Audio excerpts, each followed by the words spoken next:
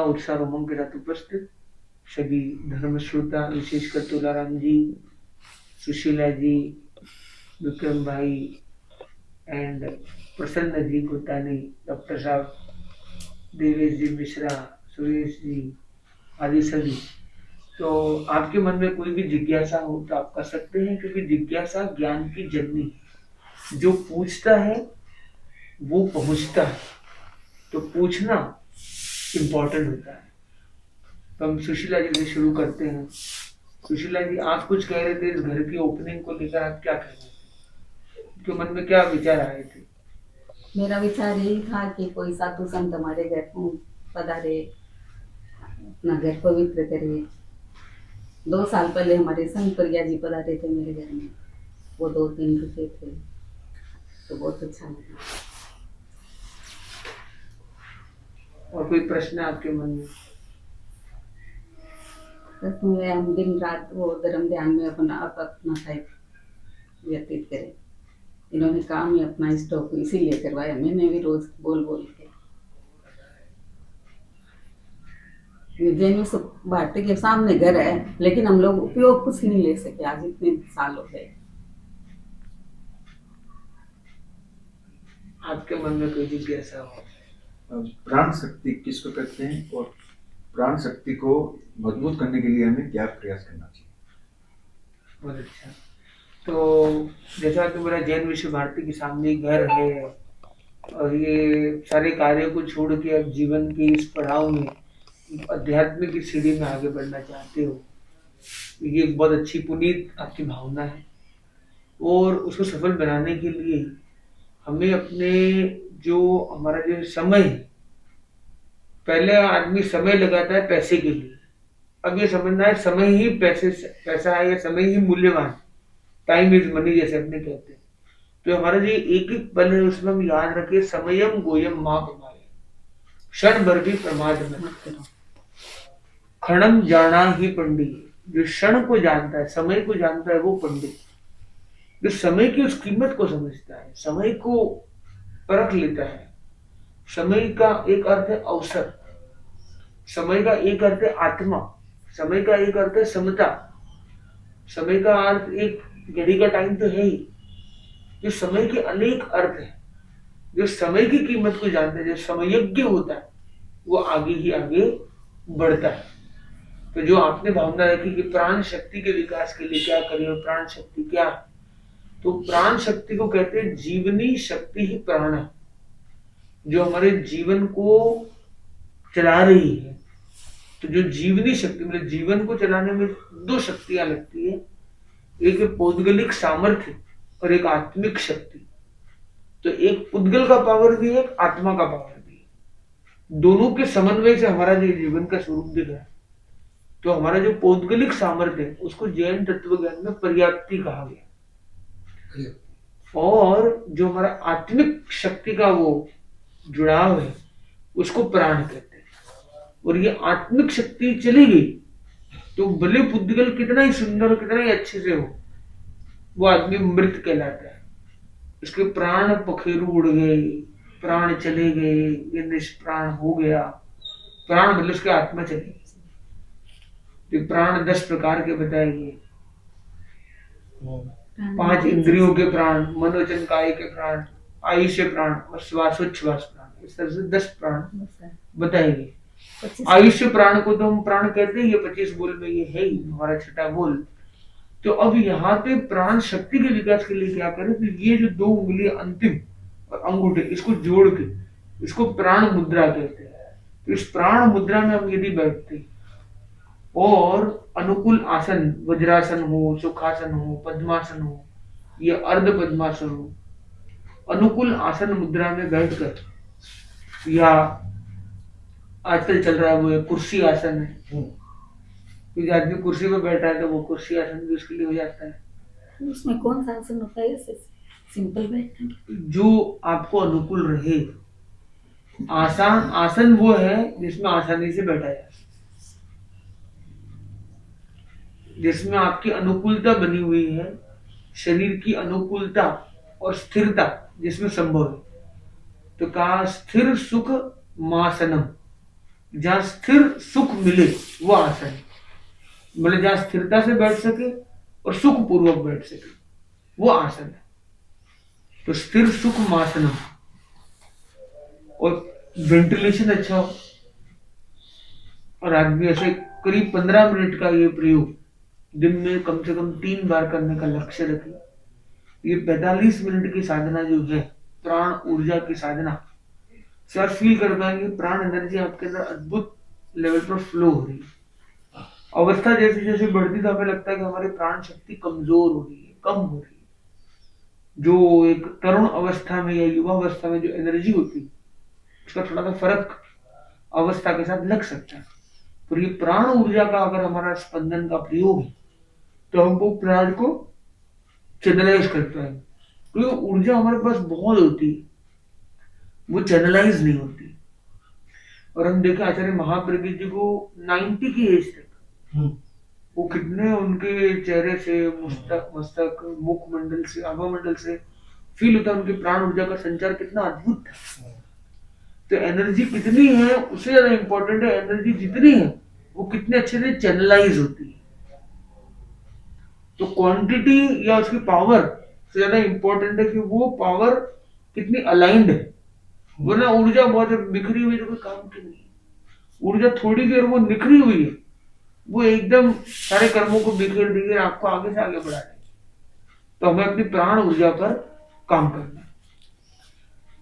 आपके मन में कोई प्रश्न? क्या सोचना उस टाइम में जिस समय आसन ये करना है तो मस्तिष्क को किधर डाइवर्ट करना है उस टाइम में, क्या सोचना है? कुछ भी कह सकते नहीं, पहली बात तो ये है कि आप कुछ भी प्रयोग कर सकते हैं, यानी स्वाध्याय कर रहे हैं, ध्यान कर रहे हैं, कुछ चर्चा कर रहे हैं, संवाद कर रहे हैं, श्रवण कर रहे हैं, चिंतन मनन मंथन कर रहे हैं, वो जो भी कार्य कर रहे हैं और हाथ इस मुद्रा में स्थिर, उसके अंदर यदि आप श्वास पर ध्यान लगा सको तो और बहुत अच्छी बात है।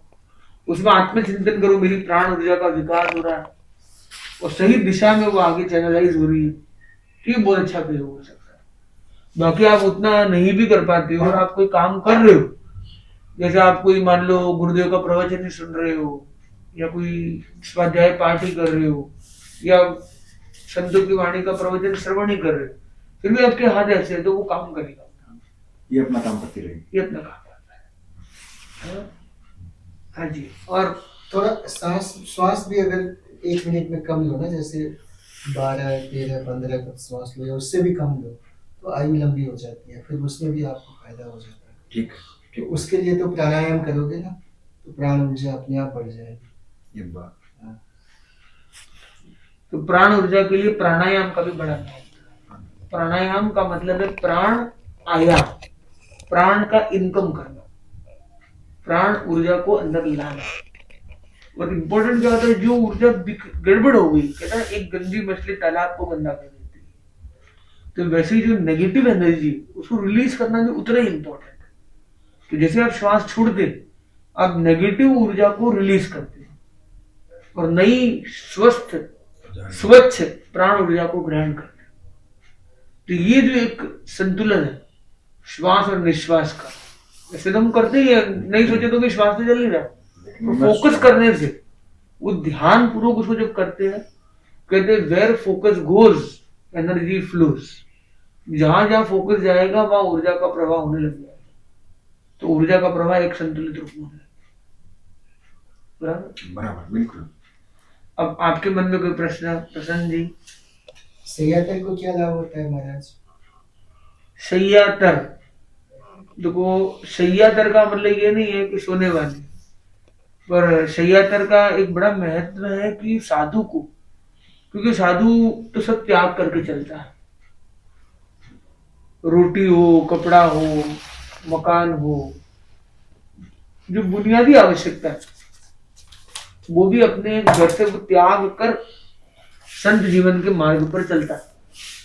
तो मार्ग में उसको सारी आवश्यकता है, शरीर धारण है तो शरीर की आवश्यकता तो रहती है, वो कहीं ना कहीं श्रावक या सुलभ बुद्धि या सहयोगी गृहस्थ लोगों के माध्यम से वो प्राप्त करता है। तो खाना पीना तो कई घरों से उसे मिल जाता है मानो, पर उसको रात्रि में एक जगह प्रवास करना है, दिन में तो मान लो वो पेड़ के नीचे भी बैठ गया है, कहीं होटल में बैठ गया है, हो सकता है, पर रात को विश्राम के लिए एक स्थान उसे अपेक्षित होता है सामान्यतः कि जहाँ पे वो अपना प्रवास करेगा। और तो जहाँ पे रात्रि प्रवास होता है उसको कहते हैं शय्यातर, मतलब जो शैया का दान देने वाला। शैया मतलब बिछोना नहीं है, शैया मतलब है कि अपने मकान, अपने रूम आदि स्थान को प्रदान करना एक दिन या एकाधिक दिनों के लिए। तो कभी कभी होता है कि महाराज 2 घंटे बिराजी और चले गए, तो वो शय्यातर नहीं कहलाता है। वो भी 2 घंटे के लिए स्थान प्रदान तो करता है, उसको वो लाभ भी उसको उतना तो मिलता ही। तो शय्यातर वो कहलाता है जहां पे एक रात्रिक प्रवास या एकाधिक रात्रिक प्रवास हो। तो आज जैसे आए तो आज आपको शय्यातर का लाभ मिला। पहले जब प्रवास में आए थे, जाते टाइम यहाँ से वृंदावन, तब भी रुके, तब शय्यातर का लाभ मिला। अब जहां पे एक से अधिक रात्रियों का प्रवास होता है, 2 या अधिक, तो वहां पर जो घर का मालिक है वो शय्यातर के रूप में उसकी स्थापना की जाती है। एक ही अधिक या 2 से अधिक? एक से अधिक। एक से। जैसे एग्जाम्पल के लिए मान लो, कल्पना करें तो किसी कारण से आपके वहां 2 रात्रि लगातार रुकना हो, तो पहली रात्रि तक तो कोई बात नहीं, दूसरे दिन सुबह पानी लेने के पहले, दवाई की आज्ञा लेने के पहले, मतलब सूरज उगने के पहले पहले, कहीं भी गोचरी वगैरह पे जाने से पहले पहले अगर यहीं रुकना है तो शय्यातर की स्थापना करनी जरूरी है। शय्यातर की स्थापना करने का मतलब, जैसे एग्जाम्पल के लिए, ये मकान मानो सुशीला जी के नाम से, ठीक है, तो सुशीला जी तक ये सूचना पहुंचाना या आपके माध्यम से आज्ञा लेना उनके लिए कि भाई ये सुशीला जी हमारे आज शय्यातर है। तो जो पहला दिन है, आज्ञा लेके ही हम पहले 10 मिनट रुकना तो भी आज्ञा लेनी है, पर वो शय्यातर हो गया, वो शय्यातर के रूप में उसको धारण किया, मतलब शय्यातर की फिर गोचरी नहीं होती है। तो जो उस घर का स्वामी है, उसका जो, उसके पैसे से जो भी वस्तुएं आती, उसके मालिकाना में जो भी मतलब भोजन सामग्री हो या वस्तु सामग्री हो, वो ग्रहण नहीं करना, वो लेना नहीं का लगता है। अब कल्पना करें कि कोहरा था, प्लान तो था विहार करने का, पर कोहरे के कारण रुकना हो गया, दूसरे दिन भी रुकना हो गया, तो यहाँ पर वो प्लान्ड शय्यातर नहीं। तो फिर उस दिन रात्रि में महाराज साहेब को 12 बजे के, मतलब आधा घंटा पहला, आधा घंटा मध्य रात्रि का जो भी पॉइंट है, मान लो करीब 12 बजे मानो, तो 11:30 12:30 उनको जागृत अवस्था में रहना, उनको सोना नहीं, बैठे रहना। तो ये प्रतीक है कि भी वो महाराज बैठे थे, सोए नहीं। तो ये एक विशेष स्थिति में ऐसा भी प्रयोग किया जाता है, पर सामान्यतः यदि हमें विहार नहीं करना या रुकना प्लान्ड ही है, तो शय्यातर की स्थापना सूरज उगने के पहले पहले कर दी जाती है, या पानी लेने के पहले। पर गलती से भूल गए, मान लो दिमाग में तो है कि इनको बनाना है, ठीक है, नॉर्मल है, पर वो स्थापना की नहीं। एक मन में एक स्थापना की जाती है, और सभी संतों को, 2 या अधिक जो भी संत साथ में हो, उन सबको बताना चाहिए हमारे शय्यातर ही है। अगर शय्यातर धारण नहीं किया और पानी लेने के लिए निकल गया, एक बूंद पानी क्यों ना लिया, थोड़ा ही गोचरी क्यों ना किया, एक दाना भी गोचरी कर लिया, तो बेले का दंड आएगा। ये भगवान। बेले मतलब 2 उपवास का दंड आएगा। नहीं, अब बार बास में मतलब यहाँ तेरापन कम है, तो उसमें तो वो मजबूरी हो जाती है रहना। नहीं, रहने की तो कोई मनाही है नहीं, आप महीना रुको ना, पर आप अनुमति लीजिए अनुमति और स्थापना कीजिए। इनकी दूसरे दिन रहना है तो शय्यातर की स्थापना हो, और शय्यातर की स्थापना होते ही शय्यातर की गोचरी नहीं हो, तो उसकी गोचरी आपको नहीं लेनी है। तो कई बार संतों का किसी घर में प्रयास होता है, नहीं महाराज, 2-3 गेट होते हैं तो होता है। जैसे चौमासे में गोचरी लेते हैं, तो वो फिर क्या चीज है? वो उसका कोई अलग कारण होगा, कुछ तो कारण होगा, तभी वो बताएंगे। बिल्कुल बिल्कुल। क्या होता है कि देखो, कोई भी कॉन्सेप्ट को एक उसका एक बेस कॉन्सेप्ट हो गया, फिर उसके कुछ डू होते हैं, कुछ डोंट होते हैं, कुछ इफ होते हैं, कुछ बट होते हैं, उनको भी हमें समझना जरूरी है। पर पहली चीज क्या हो गई, शय्यातर पिंड ग्रहण नहीं करना।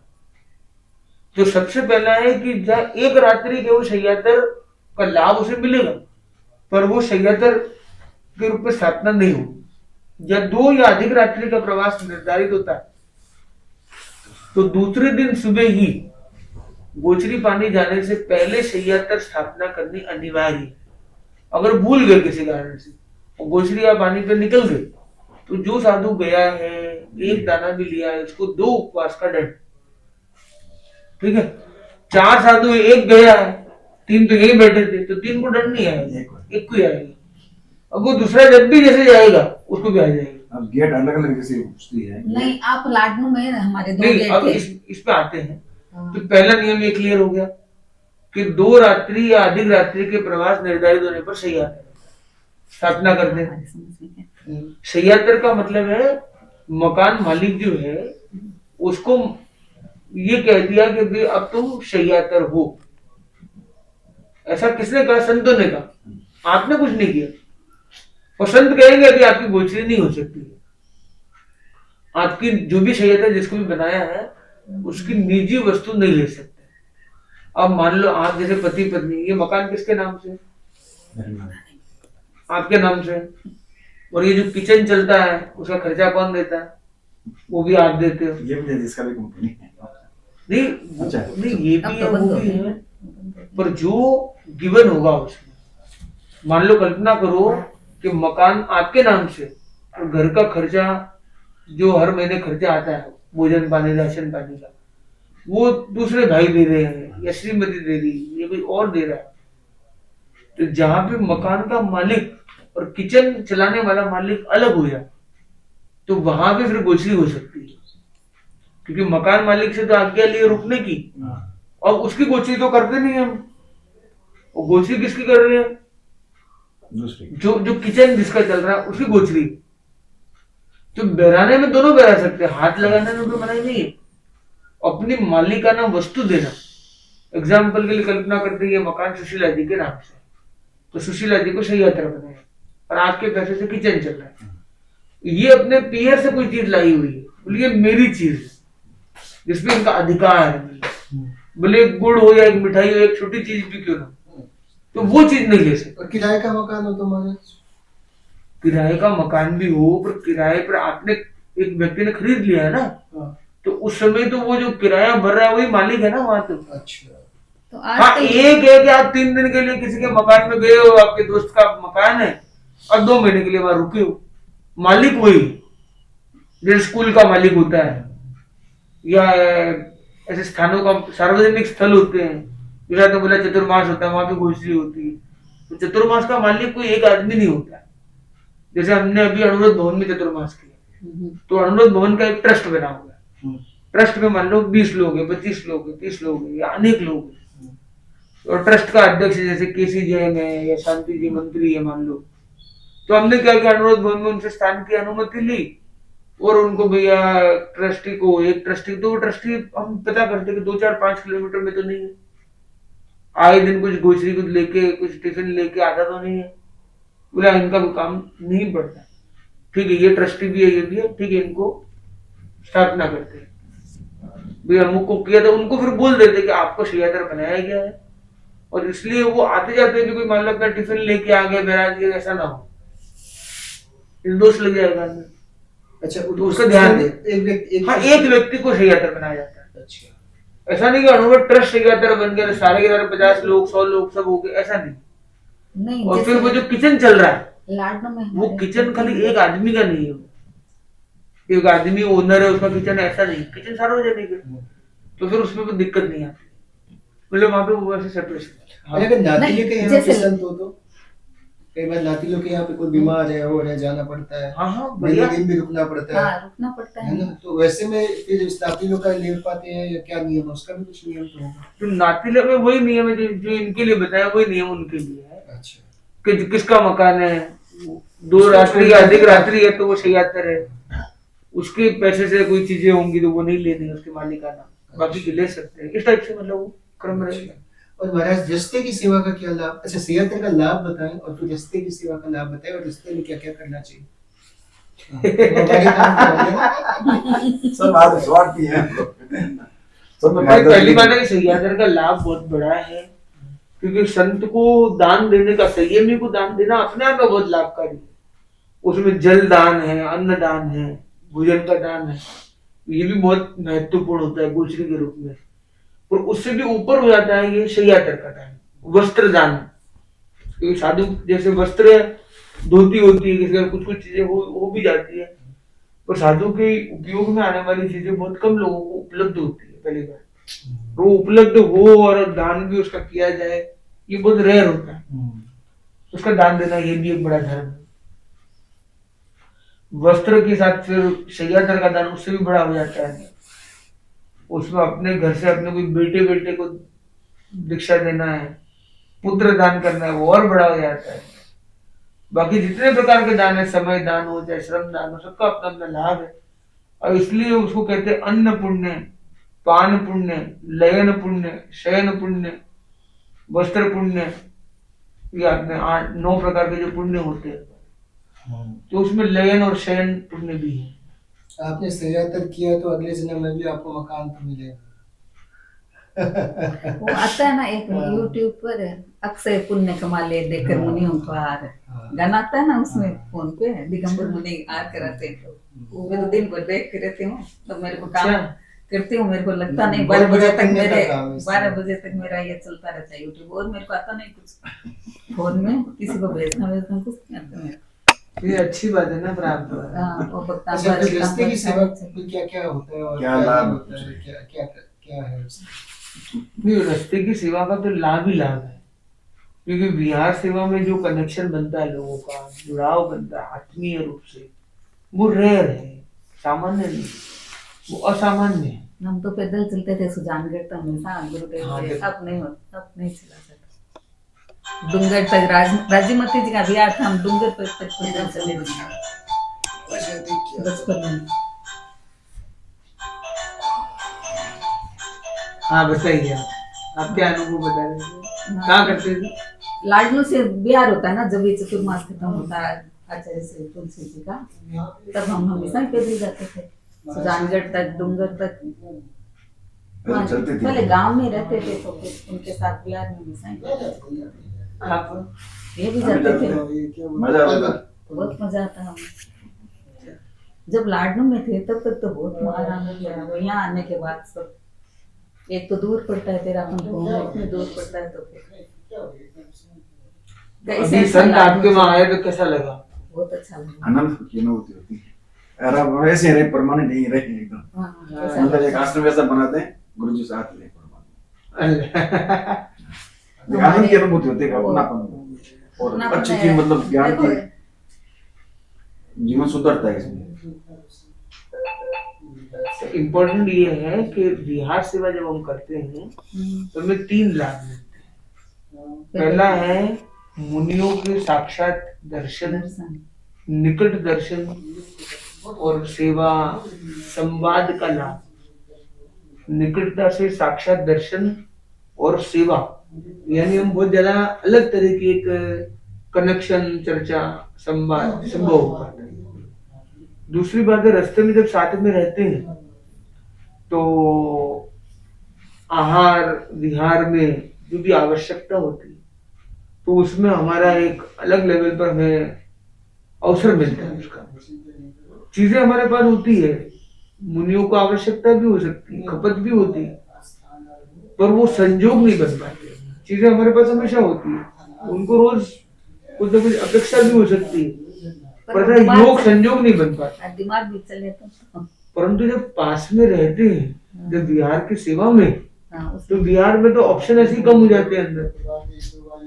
एक जगह चतुर्मास में तो बहुत भक्तगण, बहुत श्रावकगण होते हैं, बिहार सेवा में लोग सिलेक्टेड होते हैं, और बिहार करते तो भूख भी ज्यादा लग सकती है, और वहां पे फिर हमें पूरा उसका लाभ मिल जाता है। तो गोचरी सेवा का भी विशेष लाभ मिलता है। नहीं तो आपके तो बिहार बहुत लंबे होते हैं ना, इतने बीच में जैसे बिहार आज से समझ लो बल्लभगढ़ है, ये बीच में पड़ता है। अब सीधा तेरा अपन भवन बताओ कितना लंबा लंबा हो है, जाता है, आपको दिक्कत बहुत होती है। लंबे बिहार है। नहीं हमको तो दिक्कत नहीं होती। नहीं होती थी। ना ना सब गुरुदेव का आशीर्वाद होता है, दिक्कत कैसे हो? नहीं बीच में इतने तो बहुत लंबे लंबे आपके। नहीं हमारे तो लंबे इतने नहीं है, 29 किलोमीटर था आज, तो कल तो 25 ही है, कल और कम हो जाएगा, छोटा हो जाएगा, तो वो और पहुंच जाएंगे, उसके अगले दिन और छोटा हो जाएगा, 24 हो जाएगा, और एक कदम कम हो जाएगा, वहाँ पहुंच जाएंगे साउथ दिल्ली। तो वो कोई दिक्कत वाली बात मुझे नहीं लगता है।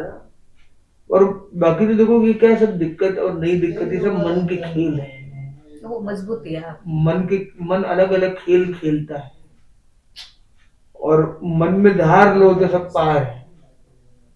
कोई बोलता है सर्दी में बिहार में कैसे, सर्दी में बिहार का मजा है।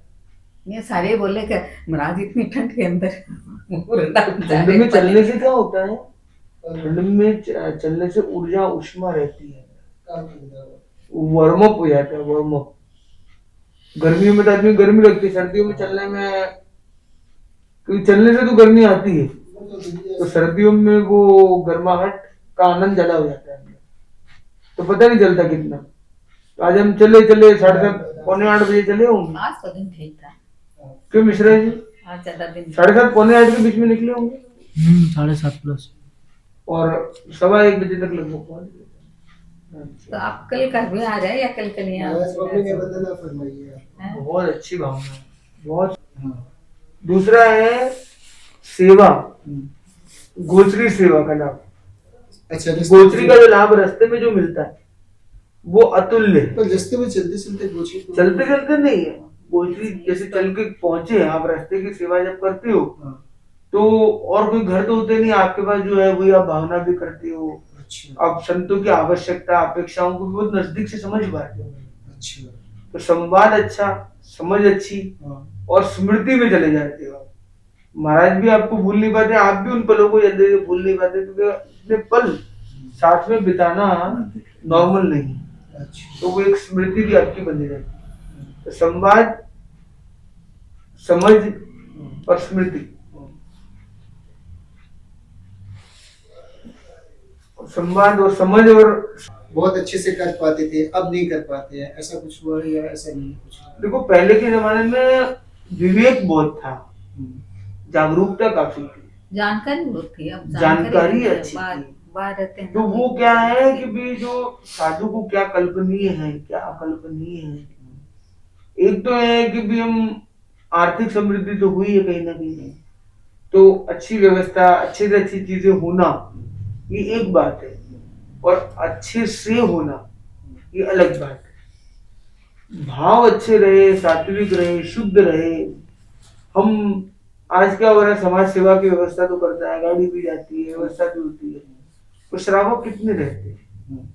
अधिकांश कर्मचारियों के भरोसे गाड़ी चल रही होती है, श्रावक बहुत ही रेयर हो जाते हैं अंदर, तो फिर वो उसमें कहीं ना कहीं दोष लगने की भी संभावना बढ़ जाती है, संभावना ज्यादा आ जाती है अंदर। और एक बात महाराज, अब तो सड़कें हैं, तो संतों को तो चलना अब आसान हो गया कि सड़कें हैं, तो नीचे जीव आने की संभावना कम हो गई है। भगवान महावीर के समय में सड़कें तो नहीं थी इतनी, और थी भी तो उसमें घास हो जाए, बारिश हो जाए तो हो जाए, कच्ची सड़कें हैं। तो उस समय संत कैसे चलते थे उस टाइम में, ऐसा क्या कैसे करना होता था उनको? तो बड़ा सीधी बात है कि उस समय क्या चलने के बिहार हाईवे नहीं थे, पगडंडियां हुआ करती थी सामान्य थे, और पगडंडी यानी जहां से बहुत लोग प्रसार करते थे, क्योंकि उस समय खाली संत नहीं चलते थे, लोग भी बहुत चलते थे। जो गमन आगमन के साधन थे वो सीमित थे, और पैदल यात्राएं भी बहुत कॉमन थी। उस समय गांव से शहरों में पलायन, गांव में वीरान होना, ऐसा स्थिति सामान्य नहीं थी। अपने हर गांव का अपना एक सिस्टम था, उस गांव में भी लोग रहते थे, और आसपास के गांवों में जाना आना जो होता था उसके लिए पगडंडी के मार्ग हुआ करते थे। रोज पगडंडी पर क्योंकि चलते रहते थे लगातार, रोज आना जाना लोगों का होता, तो वहां पे घास आके उगने की संभावना भी कम रहती है, क्योंकि ऐसे क्षेत्रों में ज्यादा घास उगती है जहाँ पे ज्यादा जाना आना बंद हो जाए। गमन आगमन जहाँ लगातार रहता है। लास्ट एक सवाल, भगवान महावीर जब जंगलों में तपस्या करते थे तो क्या वो जंगल हरा भरा वहां पे पैर रख करके, या फिर वो कैसे भगवान महावीर का कैसे होता था? ये कहते हैं ना जंगल में मंगल है। तो जंगल का मतलब ये नहीं है कि पूरा वो घास से भरा हुआ ही हो पूरा, पर जंगल हरे भरे हो इसमें आश्चर्य नहीं लगता है। सामान्यतः हरे भरे होते ही है, पर उसमें भी चलने की जगह होती है। अच्छा। ये जो पगडंडिया टाइप बनी रहती है, हाँ होती तो है। तो वो जो पगडंडी टाइप बनी हुई रहती है, ये जो ऐसे रास्ते हैं जहाँ पे, क्योंकि भगवान महावीर ने तो प्रस्तुत किया है 6 जीव निकाय का सिद्धांत, वो हरियाली को जीव तो उन्होंने कहा ही है। और वो ये भी मानते हैं कि जीव का मर्दन ना हो, जीव को कष्ट ना हो। तो जमीन के ऊपर चलते थे या फिर जमीन पर चलते थे? जमीन जैसे के 4 अंगुल ऊपर या फिर ना 4 अंगुल ऊपर नहीं, जमीन के ऊपर चलते थे पर 4 अंगुल ऊपर नहीं, अच्छा। जस्ट ऊपर, मतलब वो जमीन पर ही पैर रख के चलते थे। ये 4 अंगुल वाला जो कॉन्सेप्ट आता है वो देवी देवता का है। अच्छा। देवी देवता जो होता है ना, जो देव तो गति फिर के कभी ना जीव कभी होते हैं। तीर्थंकर के भी पैरों के नीचे चींटी आई होंगी या कुछ ना कुछ जीव आए होंगे, वो तो स्वाभाविक है, क्योंकि मान लो चलते चलते हो संभावना तो रहती है, या उनकी कैसा है, तो चींटी आए ना आए ये एक बात है। जब केवल ज्ञान प्राप्त हो जाता है, वो वीतराग बन चुके हैं, मतलब मोहनीय कर्म समाप्त हो गया। मोहनीय कर्म जिसका नहीं है उसको पाप कर्म का बंधन नहीं हो सकता है। अच्छा। जिसके मोहनीय कर्म नहीं है उसके प्रमाद नहीं होता कभी। तो वो हर क्षण जागरूकता का क्षण है, हर क्षण वो ज्ञान पूर्वक चल रहा है, ध्यान पूर्वक चल रहा है। मतलब सजगता तो उनकी अल्टीमेट है, ऑटोमेटिक। सजगता का जो बैरियर है वो मोह कर्म का समाप्त हो चुका है, तो प्रमाद होने का सवाल नहीं है। उनका ज्ञानावरण दर्शनावरण क्षीण हो चुका है, तो कोई आवरण बीच में है ही नहीं कि नींद आ गई चलते चलते, या सो गए या खो गए, वो वाली बात नहीं। उनकी फुल फोकस है, फुल एकाग्रता है, माइंडफुलनेस से वो वॉक कर रहे हैं। क्योंकि इतनी सजगता है इसलिए उसमें फिर वो दोष लगने की संभावना हट जाती है, जीरो हो जाती है। अब देख के पैर रखा, पैर रखा उतने में चींटी अंदर घुस गई, तो उन्होंने चींटी पे पैर नहीं रखा। अब पैर के नीचे चींटी आ गई, वो गलत बात है। बहुत ऐसे देखे तो एक जैसी बात लगती है, पर थोड़ा सा फर्क है इसमें। एक चींटी पर पैर रखा, एक पैर के नीचे चींटी घुसी, दो में थोड़ा सा ही अंतर है। पर यहाँ पे जागरूकता पूरी है उनकी, उसमें कोई कॉम्प्रोमाइज नहीं है। हम लोग भी करते हैं, कोशिश यही रहती है, तो हो सकता है कई बार ध्यान इधर उधर चला गया हो, इधर उधर देखने में, या किसी से बात कर रहे हैं, कुछ भी कर रहे हैं, या कोई विचार ही मन में आ गया इधर उधर का, डाइवर्जन हुआ और पैर रखा, ध्यान नहीं किया, चींटी आ गई, तो वो प्रमाद हो जाता है। पर क्योंकि केवल ज्ञान के मोह कर्म नहीं है इसलिए प्रमाद नहीं है, दर्शनावरणी कर्म नहीं है इसलिए निद्रा नहीं है, ज्ञानावरणी नहीं है तो ज्ञान में देखने में आवरण भी नहीं। तो पूरी क्लैरिटी है उनकी और पूरी प्योरिटी भी उनकी। तो श्योरिटी है कि वो हिंसा, उनसे कोई हिंसा नहीं हुई।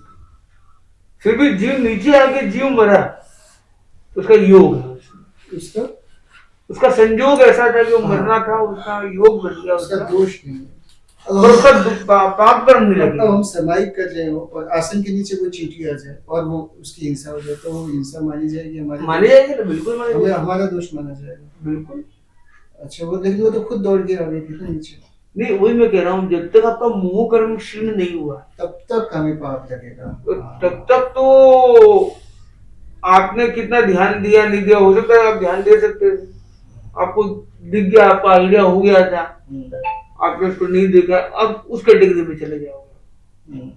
क्योंकि स्कोप रहता है, हमें पता है कि हम बैठे हैं, दिख रहा चींटी आ रही है, अंदर घुस गई है, हम नहीं कर पा रहे हैं और हिंसा हो भी जाती है, दैट्स ओके। पर ये नहीं कह सकते कि उसका मैं दोषी नहीं हूं। इसलिए हम क्या करते हैं कि मिथ्यामि दुक्कडम करते हैं, भूल चूक से कोई दोष लगा हो, ध्यान में ना आया हो तो भी मिथ्यामि दुक्कडम हम ऐसे करते हैं।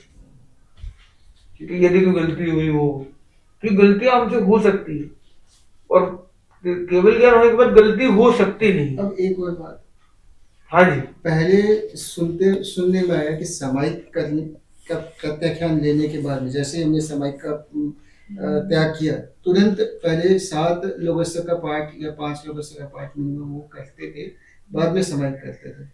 तो ये कंपलसरी है, मैंडेटरी है या ये नहीं है? तो ये प्रश्न भी आपका अच्छा है। सामायिक को लेकर कुछ परंपराएं हैं जहाँ पे 24 का विधान है। 24 करना यानी ये अपने जो 4 सूत्र हैं उनको बोलना, इच्छा में पड़िकुमें इरिया वही है, फिर तस उत्तरी करनेणम कायसर प्रतिज्ञा, फिर एक लोगस का ध्यान, नौकार ऐसा भी मंत्र, होता है बीच में? और फिर एक लोगस का पाठ और फिर नमोत्थुरम। ये इसको बोलते हैं 24 करना। तो जो पूरा 24 करना एक विधान सामान्यतः कुछ परंपराओं में रहा है कि सामायिक लेते ही 24 करना चाहिए, ठीक है। पर ये अपने तेरा कोई धर्म संघ ऐसा कोई नियम नहीं है, कोई करना चाहे तो भी मनाही नहीं है और करना अनिवार्य भी नहीं है, ऑप्शनल।